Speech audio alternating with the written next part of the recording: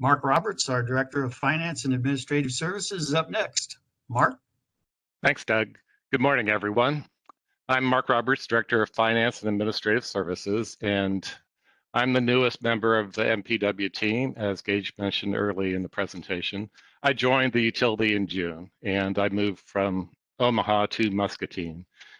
We purchased a home here, and as you might guess, that was just in October. As you might guess, we're still trying to get settled in. But I'm looking forward to meeting more people as we get past COVID here. My primary background is in utility and mining industries, and at the utility industry, I was at Mid-American Energy and Xcel Energy and mining companies, Rio Tinto and Kiewit. So very big companies, but I like the small nature of MPW, and it's like a family here, so which is what I really like.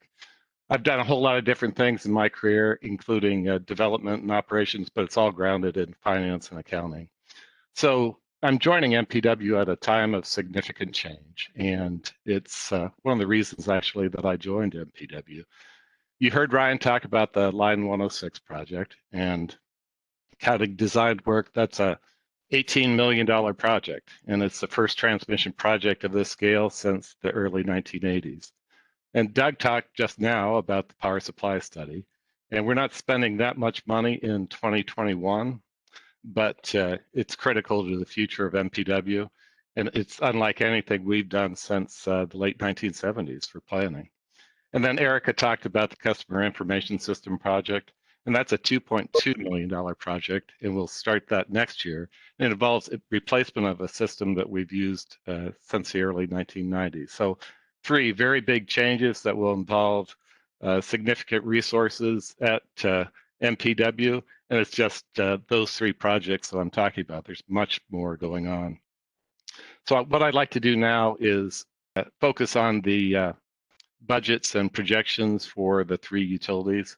For electric, we've got capital expenditures planned for 2021 of $21 million. And that's up from 11 million in 2020. And then we've got 14 million of that is on 2 projects, 13 million for the transmission line and 1 million for a dozer rebuild. That dozer rebuild, it's actually a 2001 dozer, but to keep a dozer working at the plant to move coal around, we need to have one that's reliable. And then operating margin for the electric utility, we're projecting for next year that it's about 6 million. That's down from about 9 million this year. And net income is actually projected to be a loss, and that's down from a $4 million gain in 2021. A lot of that is caused by accelerated depreciation of our power plant assets as we look toward the future of those assets. For our 10-year projection, challenges for the utility are the large capital expenditure. Our base case includes 120 million of capital expenditures. If we look at the chip unit that Doug talked about, that could be another doubling of that 120 million. So that sounds a little scary, but it's not as much a rate impact as you might think, because the operating costs of the chip unit are projected to be lower. So the rate impact is close to a wash right now. Of course, all that can change over time. So on the water utility, that's our steady business, and we're projecting CapEx of $2 million in 2021.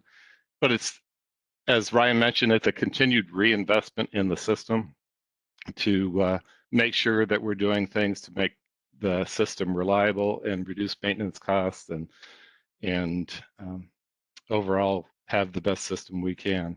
The biggest expenditure we have for 2021 is the West Hill pumping station. And for the water utility, we're looking at operating margin of about $2 million. That's down a little bit from our 2020 estimate. Then net income of about 600,000, which is down a little bit from our 2021 estimate. So nice and steady. We look at that through the projection period, and we see steady performance. We have higher increases initially that I'll talk about in a bit, but hopefully those will be smaller going forward. On the communication utility, we're looking at capital expenditures of $2 million. And the big story there is the near completion of the fiber to the home project. So that's down from $6 million estimated in 2020. Operating margin is about $3.5 million projected for 2021. It's about the same as what we had in or expect to have in 2020. And net income is lower in 2021, but it's not that recovers in the rest of the forecast period. So we're seeing steadier CapEx, capital expenditures through our 10-year planning projection and operating margins. And then the changing competitive environment is the biggest issue for the communications utility as consumers use video differently than they have in the past. So the traditional cable TV model is changing as we go through time. So our rates are competitive, and that's a very important part of what we're trying to do here. As you can see here, and these are 2019 rates, but MPW is below the US and Iowa average in residential, commercial, and industrial, and we're proud of that. And then on the water side, it's even more pronounced. We've got rates that are below our near cities, Davenport and Iowa City, substantially. Residential, commercial, and industrial all fall well below what the average is. And those rates on the water side are in hundreds of cubic feet. Now that's hundreds of cubic feet or about 748 gallons. So the equivalent 290 is the equivalent of $3.88 per 1,000 gallons. And then just to finish up, we are looking at planned rate increases on the electric side of 2% in 2021. And then we're looking at higher rates going forward as we have higher capital expenditures, but about 3%, so nothing dramatic. The water side, we have higher rates because we're paying higher rate increases because we're investing in the system. So we see a rate increase of about 3.5% this year, and that's already been approved. And then growing to 4% for a while, and then dropping after that. So that's all the effort we're trying to do to invest in our system. And then for communications, we're looking at an increase in the 6 to 7% range. But that's variable depending on what our programming costs are. And they can be very aggressive in trying to get higher costs passed through to us.